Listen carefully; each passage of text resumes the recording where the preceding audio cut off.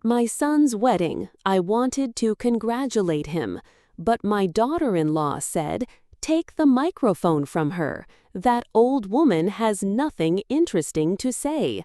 They forced me out of the restaurant. But when my son found out I wanted to give him $2 million, they came back on their knees. The week before James and Alina's wedding, I threw myself into preparations with a kind of quiet pride I had not felt in years. Every stitch of every tablecloth, every fold and hem was made with careful hands, the thread passing through my fingers like memories woven into the fabric. I imagined the tables gleaming under soft lighting, the guests admiring the arrangements, and I allowed myself a small, fleeting smile. This was my contribution, my way of giving something tangible, heartfelt, and beautiful to mark my son's new beginning.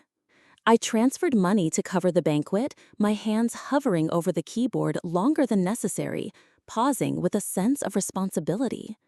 I had saved diligently over the years, sacrificing small comforts for larger ones, always anticipating that moments like this might call for it.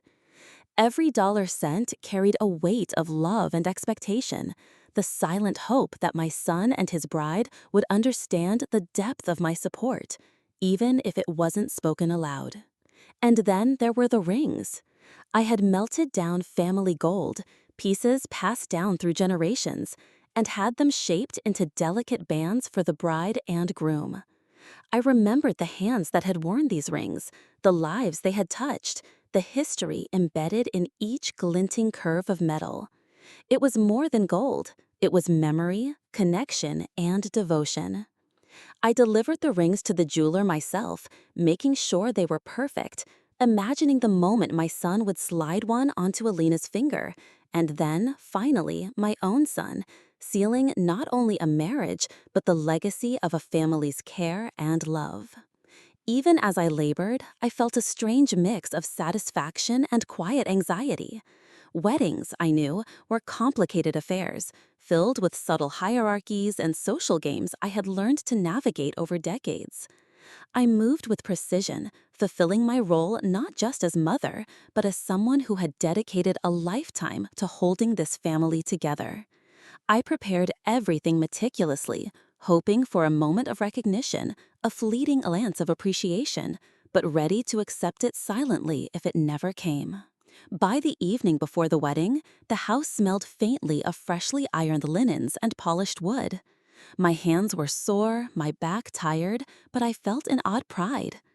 Every stitch, every bank transfer, every ounce of effort was a labor of love, and I reminded myself that this was enough. The wedding would be beautiful, the couple happy, and I had done my part. I had given everything I could. Yet, even as I admired the finished tablecloths and the neatly arranged decorations, a shadow of unease crept over me. Family events rarely went exactly as one hoped. I had learned that lesson long ago. Still, I told myself firmly, I had given my best, and that alone carried its own quiet dignity. Tomorrow, I thought, would be a day of celebration, and no one could take the work I had done or the love I had woven into every corner away from me. The morning of the wedding, I was filled with a mix of anticipation and nervous energy. My hands trembled slightly as I adjusted my dress in front of the mirror, a modest garment chosen more for comfort than for style. I had expected some comments, perhaps a little teasing, but I had never imagined the cruelty that would come. Elena, my daughter-in-law, appeared suddenly in the doorway, her eyes sharp and calculating, her tone light but laced with condescension. "Mother," she said, her voice sweet but cutting, "I don't think it's appropriate for you to give a toast tonight. Honestly, your dress is, well, it's not exactly flattering, and, let's be honest, you're already old." I froze, the words slicing through me with the precision of a blade. Old, ugly, inadequate. The sting of humiliation hit my chest like a physical weight. I opened my mouth to protest, to remind her that I had spent days, weeks even, preparing every detail of this wedding, that my hands had sewn tablecloths, my money had paid for the banquet, and my gold had been melted into rings for her and my son. But no sound came. I felt my face flush, not with embarrassment alone, but with a deeper, simmering anger. How dare she speak to me this way, in my own home, in the presence of my family, as if my years, my effort, and my devotion meant nothing? For a brief moment, I considered walking away, leaving the house entirely, and perhaps I would have, if not for the knowledge that tomorrow was meant to be a celebration. But I stayed, my hands clenched, my shoulders stiff, my mind already turning over the humiliation and the injustice of it. She smiled at me then, the kind of patronizing smile meant to assert dominance, to make me feel small. "It's really better this way," she added. "Just sit back and enjoy the evening as a guest. Don't try to take the spotlight." I nodded silently, the words trapped behind a wall of composure. No one else had heard her, no one yet, and I realized, with a mix of sorrow and determination, that this was the first crack in the facade I had built for the sake of peace. Tomorrow, I would be ignored. Tomorrow, I would be humiliated in the guise of propriety.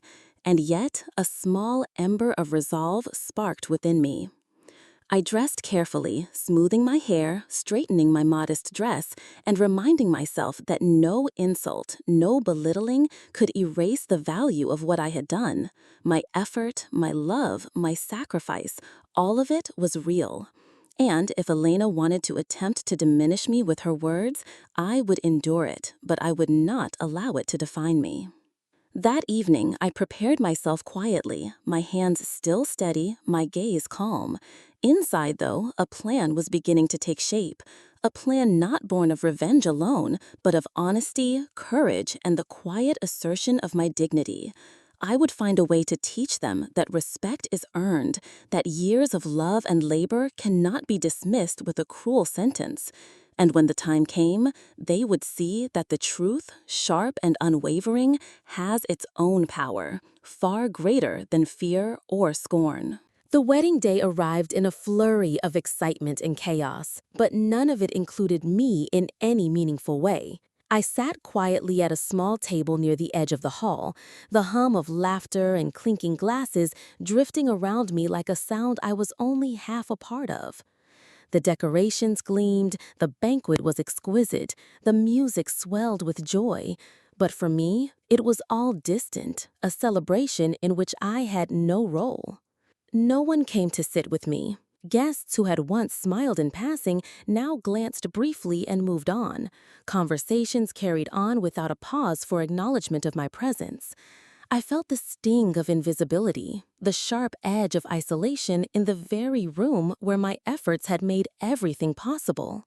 Every meticulously sewn tablecloth, every cent I had transferred for the banquet, every gold ring I had crafted, all of it seemed to vanish into the air, unrecognized, unseen, and unappreciated. I watched Elena glide gracefully through the crowd, radiant and commanding attention, smiling at every compliment, basking in the admiration I had helped to facilitate. And James, my son, stood beside her, glowing with pride and oblivious, it seemed, to the mother who had labored tirelessly to make this day possible. I felt my chest tighten with a mixture of sorrow and simmering anger. How easily they accepted my sacrifice while denying me even the smallest acknowledgement. I kept my composure, of course. That was all I could do. Sit, remain silent, and let the event proceed without adding scandal or confrontation. The weight of their dismissal pressed down on me, and yet, beneath the surface, a quiet determination began to form. They believed they had silenced me, diminished my value, and removed me from the celebration of my own son's marriage. They were wrong. During the toasts, I watched others lift their glasses, speaking words of congratulations, advice, and sentiment, while I remained at my separate table, unnoticed and uninvited. Every laugh, every shared memory felt like a reminder of my exclusion. And still, I remained steady. I had given everything: money, time, skill, love. They might humiliate me publicly, but they could not erase my contribution. As the evening drew on, I noticed the subtle ways in which my presence, or absence, was noted. A fleeting glance here, a whispered comment there, but nothing substantial. I allowed myself to sit back, to observe, and to remember.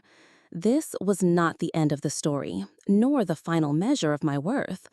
It was a single moment in which their arrogance and thoughtlessness were on display, and one day it would be met with the clarity of honesty and the inevitability of consequence. By the time the night ended, I rose from my seat quietly, my back straight, my dignity intact despite the humiliation. I had been ignored, yes, but I had also watched, remembered, and absorbed every detail. And inside me, a seed of resolve had taken root, a plan for restitution, for assertion, for turning the power of truth and foresight against those who had sought to diminish me. Tonight, I was silent. Tomorrow, I would act. The morning after the wedding, the house felt unusually quiet, as if the echoes of laughter and music had never existed at all. I sat at the kitchen table, my hands wrapped around a warm cup of tea, reflecting on the events of the previous day.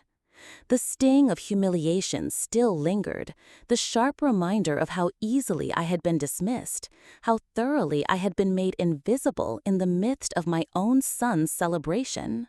And then I remembered the money.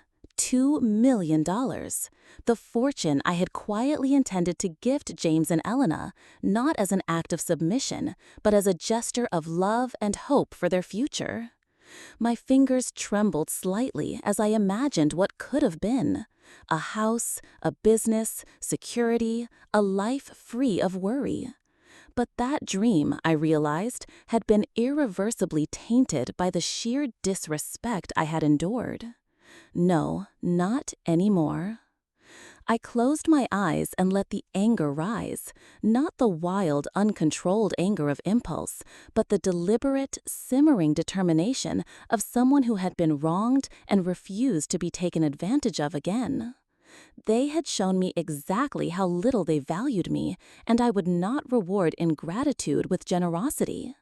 I had worked, saved, and given, and yet I had been humiliated, mocked, and pushed aside. The decision crystallized with absolute clarity. The money would not be theirs. I thought about what I would do instead. I envisioned a home of my own, expansive, secure, a space where I could live entirely on my own terms. A place that symbolized independence, dignity, and the quiet triumph of foresight. Every dollar I had considered giving them would now be the foundation of my sanctuary, a fortress against the arrogance and disrespect that had marred the wedding. By the end of that day, I had contacted the real estate agent I had long admired, arranging viewings of the most luxurious properties I could find. Each mansion, each estate, represented more than wealth. It represented freedom, control, and the tangible assertion of my worth. I imagined walking through halls where every decision, every detail, every corner reflected my taste, my judgment, and my dignity. And when the purchase was finalized and the keys to my new home rested in my hands, I felt a wave of satisfaction, quiet but profound. This was no longer about revenge in the petty sense, but about reclaiming my power. They had tried to belittle me, to strip me of respect, to turn my generosity into a source of humiliation. Instead, I had transformed what they sought to exploit into a symbol of autonomy and strength. I walked through the rooms of my new mansion that evening, sunlight spilling across polished floors, and imagined a life lived entirely for myself. I could furnish it, decorate it, fill it with memories and moments of my choosing. And all the while, I knew that the son and daughter-in-law who had tried to diminish me had been shown the greatest truth of all: that respect and dignity cannot be demanded, they must be earned, and when they are ignored, consequences inevitably follow. A quiet smile touched my lips as I settled into an armchair by the window. The house was mine, the fortune was mine, and my peace, earned through patience, resolve, and foresight, was absolute. The first days in my new mansion were a revelation. I moved through rooms flooded with sunlight, each one echoing with possibilities I had never allowed myself to imagine before. The furniture gleamed, the floors were polished, and the scent of fresh flowers filled the air. A personal sanctuary built entirely on my terms. For the first time in years, I felt fully in control of my surroundings, a tangible assertion of the respect I had been denied. I walked through the garden in the late afternoon, the golden light brushing the edges of fountains and flowering beds, and let myself savor the silence. This was my victory, not over anyone else, but over the humiliation I had endured. The mansion was more than a home, it was a declaration. I had taken what was meant to be a gift for others, twisted by ingratitude, and turned it into a testament of self-respect.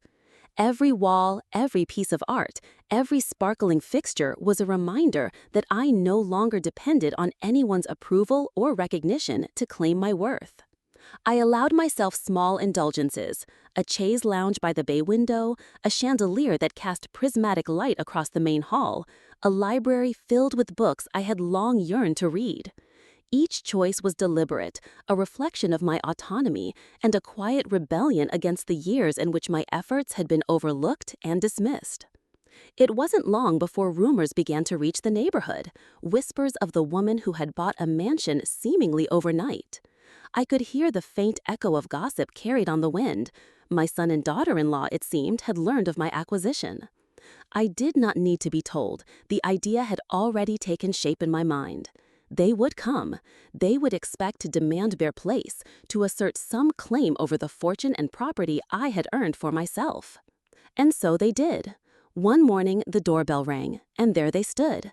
James, my son, with a mixture of shock and entitlement in his eyes, and Elena, with her usual veneer of charm, now laced with expectation. They smiled, awkwardly at first, and then with the unspoken demand of those who believe they are owed.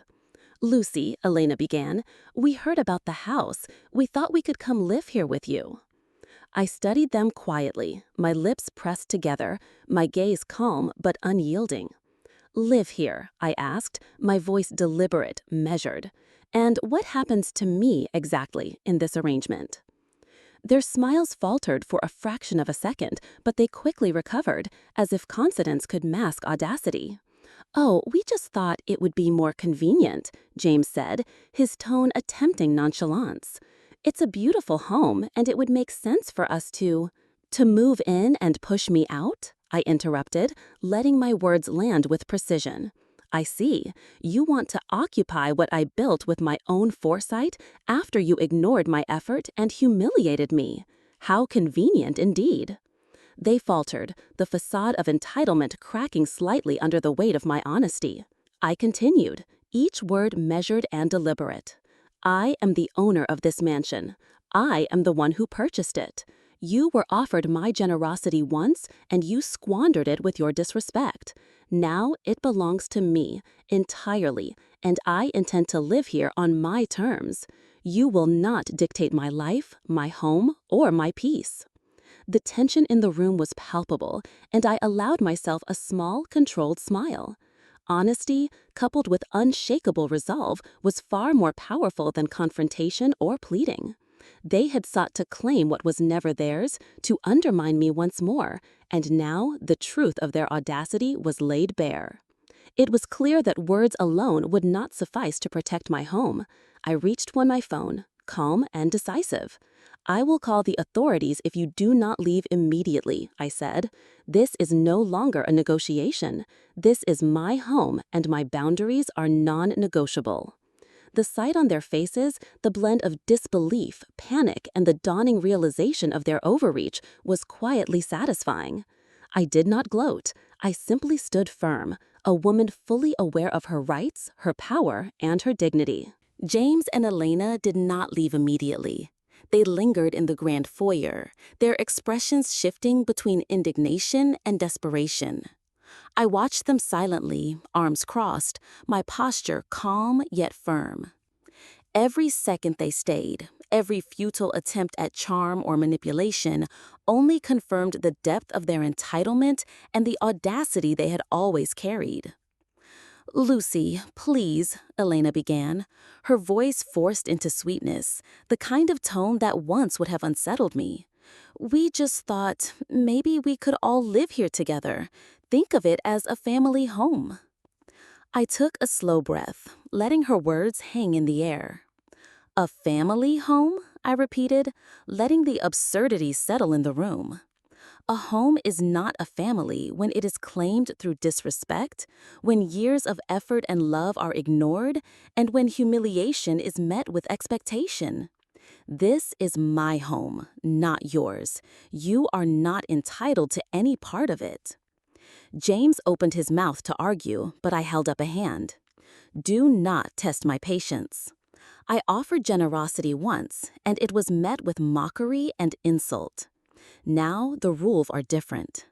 I have invested in this house, in my comfort, in my peace, and I will not surrender it to anyone who believes entitlement outweighs respect. They exchanged a quick, panicked glance, realization dawning too late. Their plans, which had been built on my compliance and their assumptions of control, were collapsing under the weight of my honesty and resolve. I could see it in their eyes, fear, disbelief, the creeping recognition that I was no longer the same woman they had once dismissed. I reached for my phone without hesitation. "I'm calling the police," I said calmly. "You are trespassing.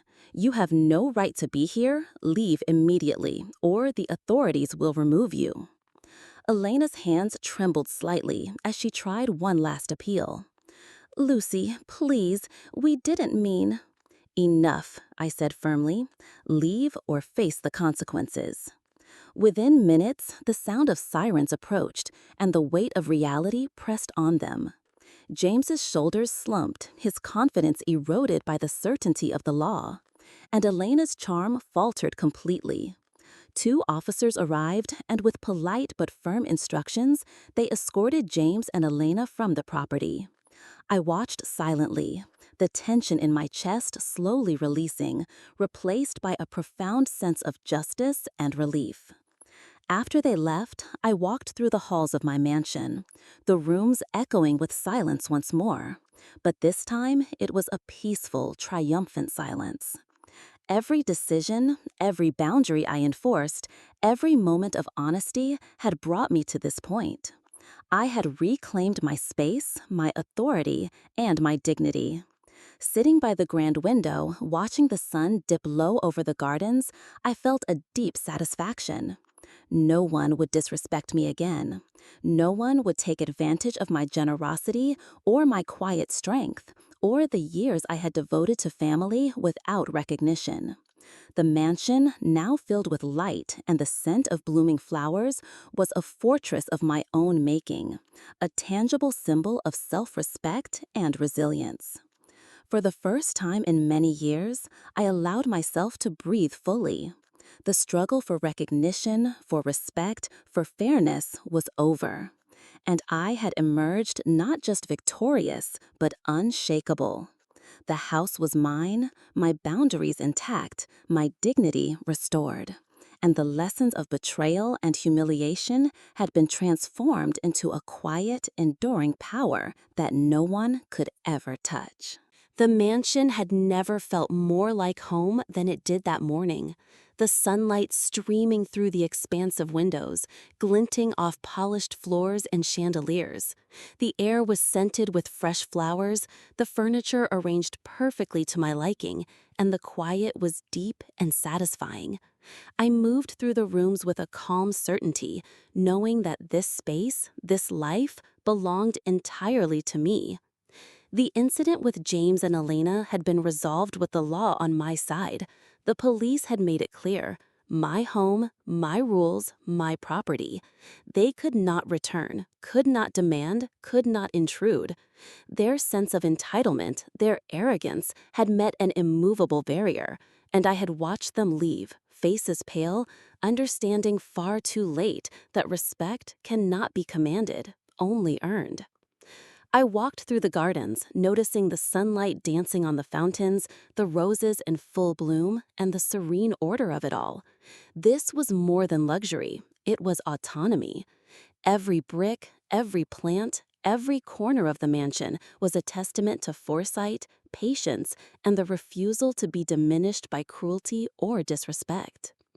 I allowed myself a quiet reflection, thinking back on the journey, the wedding, the humiliation, the whispered insults, the moments I had been cast aside and made invisible. And I realized something profound. Revenge had never been the goal. The goal was honesty, clarity, and the assertion of boundaries long ignored. In reclaiming what was rightfully mine, I had not only gained wealth and a home, but a renewed sense of self, a certainty that my value was independent of their approval. Later, I settled into my favorite chair by the window, my cat curling contentedly in my lap. The house was filled with light, warmth, and peace. I allowed myself a smile, soft but unwavering, as I thought of the past weeks, the betrayal, the frustration, the quiet plotting that had led to this moment. I had endured humiliation and emerged with dignity intact. I had faced the audacity of entitlement and transformed it into a lesson in boundaries and self-respect. For the first time in years, I felt fully, completely, and unshakably at peace. No one could diminish me, intrude on my life, or take what I had earned. The mansion was more than walls and furniture. It was a fortress of my autonomy, a symbol of the strength and wisdom that comes with experience. And I knew with a calm certainty that the rest of my life would be lived entirely on my terms, free from the shadows of disrespect and betrayal. Sipping my tea, feeling the warmth spread through me, I whispered softly, "This is my life, fully mine. No one can take it away." The cat purred, the sunlight danced across the floors, and in that perfect, quiet moment, I felt an unshakable joy. I had survived, I had triumphed, and I had reclaimed not just a home, but my dignity, my peace, and my power.